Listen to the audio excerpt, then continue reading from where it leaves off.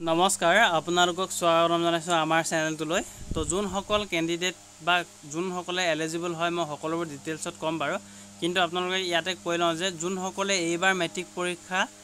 পাছ কৰিছে তেওঁলোকে যে অন্য লাইনত পঢ়িম বুলি ভাবিছে বা আইটিআইত পঢ়িম বুলি ভাবিছে তেন্তে তেওঁলোকৰ বাবে সুখবৰ লৈ আহিছো তো আইটিআই অনলাইন এডমিশন হৈ আছে যেহেতু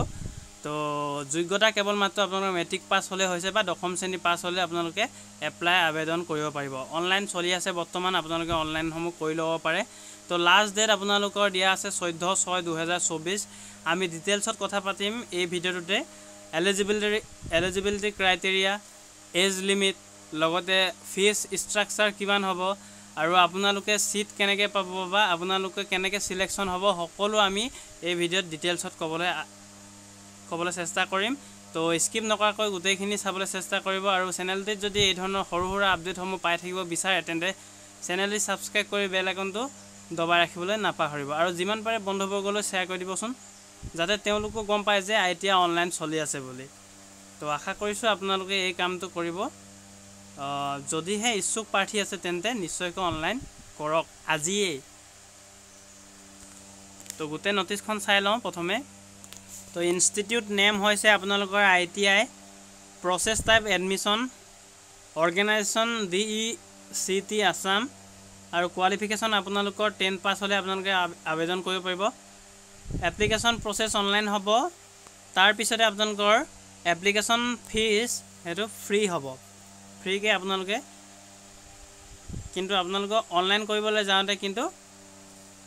কিবা এটা এমাউন্ট ল'ব আৰু ষ্টাৰ্ট ডেট হৈছিল 20 মে'ৰ পৰা হৈছিল আৰু এতিয়া লাষ্ট ডেট 14 জুন তাৰিখে আপোনালোকৰ লাষ্ট ডেট তো আপোনালোকে এতিয়াও বহুতো সময় আছে প্ৰায় আপোনালোকৰ আৰু 18 দিন মান আছে 18 দিনৰ ভিতৰত আপোনালোকে যদি এলিজিবল ক্যান্ডিডেট হয় তো এপ্লাই কৰক যদি অন্য লাইনত পঢ়িম বুলি ভাবিছে যদি আপোনালোকে একাডেমিক লাইনত যাব বিচাৰে তেন্তে একাডেমিক লাইনতো যাব পাৰে কিন্তু পিছতকৈ আপোনালোকে ভাবিব যে লাইনত পঢ়া হলে বহুত ভাল আছিল যোনসকল ভাল ষ্টুডেন্ট আছে ভাল বেক ক'বলৈ নাযাওঁ তো যদিহে আপোনালোকে লাইনত পঢ়িম বুলি ভাবিছে তেন্তে এতিয়াৰ পৰা পঢ়ক পিছলৈ সময় উলিয়াই পঢ়িম বুলি ভাবিলে আপোনালোকৰ বহুতো প্ৰবলেমৰ সন্মুখীন হ'ব পাৰে তো এতিয়াও সময় আছে এতিয়াৰ পৰা নুবুজিব পাৰে কিন্তু আমি যেহেতু আপোনালোকক বুজাইছো যে লাইন পঢ়িম বুলি ভাবিছে যদি পঢ়ক বা একাডেমিক লাইন পঢ়িম বুলি ভাবিছে পঢ়ক আপোনালোকৰ কথা যোনটো ইচ্ছা হেতুৱে কৰিব নেক্সট হ'ব তো এয়া আইটিআই আসাম এডমিশন 2024 বৰ্ষৰ বিষয়ে কিবা লিখা আছে এখিনি আপোনালোকে পঢ়িব পাৰে বা আপোনালোকে স্ক্ৰিনশ্বট কৰি ৰাখিব পাৰে মই নেক্সট পেজলৈ গৈছো তো eligibility criteria of ITI admission তো আপোনালোকৰ আইটিআই এডমিশন পাবৰ বাবে এলিজিবিলিটি ক্ৰাইটেৰিয়া কি আছে হেখিনি আপোনালোকৰ ডিটেইলছ ইয়াতে দিয়া থাকিব তো candidates are advised to check the official notification before submitting the application for any course under the ITI admission process তো আপোনালোকে যেতিয়া অনলাইন কৰিব তেতিয়া আপোনালোকে ভালদৰে অফিচিয়েল নোটিফিকেশনখন চেক কৰি ল'ব কৈছে আৰু সাবমিট কৰাৰ আগতে আপোনালোকে এবাৰ চেক কৰি ল'ব যে কোনটো পোষ্টৰ বাবে আপোনালোকে এপ্লাই কৰিছে যেহেতু বেলেগ পোষ্টৰ বাবে বেলেগ কোৱালিফিকেশ্যন বাই এলিজিবিলিটি ক্ৰাইটেৰিয়া বিচাৰিছে ডিফাৰেণ্ট তো সেই কাৰণে আপোনালোকে চাই ল'ব যদিহে আপোনালোকে যদি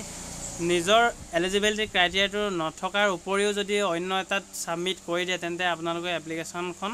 ৰিজেক্টেড কৰি দিয়া হ'ব বুলি ইয়াতে লিখি দিছে তো এডুকেশ্যনেল কোৱালিফিকেশ্যন কি লাগিব candidates who have pass class 10 or equivalent from a recognized board university are eligible for admission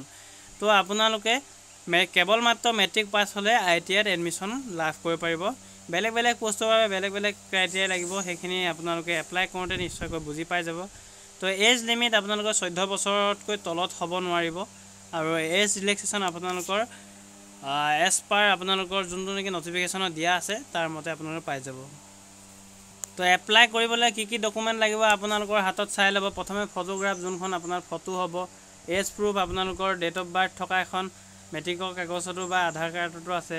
marksheet and certificate মেট্ৰিকৰ আপোনালোকে নিশ্চয়কৈ আপলোড কৰিবলৈ PDF ফৰ্মেটত গোটেইখিনি ফটো JPG ফৰ্মেটত দিব লাগিব age proof PDF marksheet and certificate PDF caste certificate PDF ফৰ্মেটত দিব লাগিব আৰু আপোনালোকৰ PWD যদি আছে তেন্তে PDF ফৰ্মেটত দিব লাগিব এই চাৰিটা বা এই পাঁচটা আপোনালোকৰ প্ৰয়োজন হ'ব ডকুমেন্টস ফটো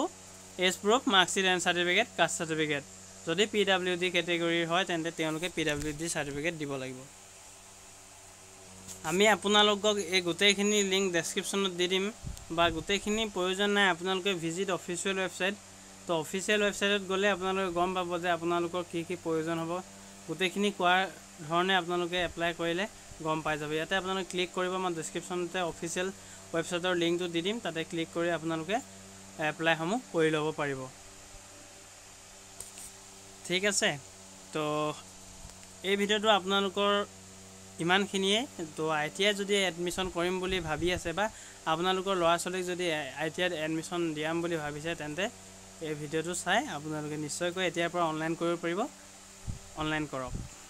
তো এই ধৰণৰ আপডেটসমূহ পাই থাকিবলৈ চেনেলটো ছাবস্ক্ৰাইব কৰিব আৰু যিমান পাৰে বন্ধুবৰ্গলৈ শ্বেয়াৰ কৰি দিয়ক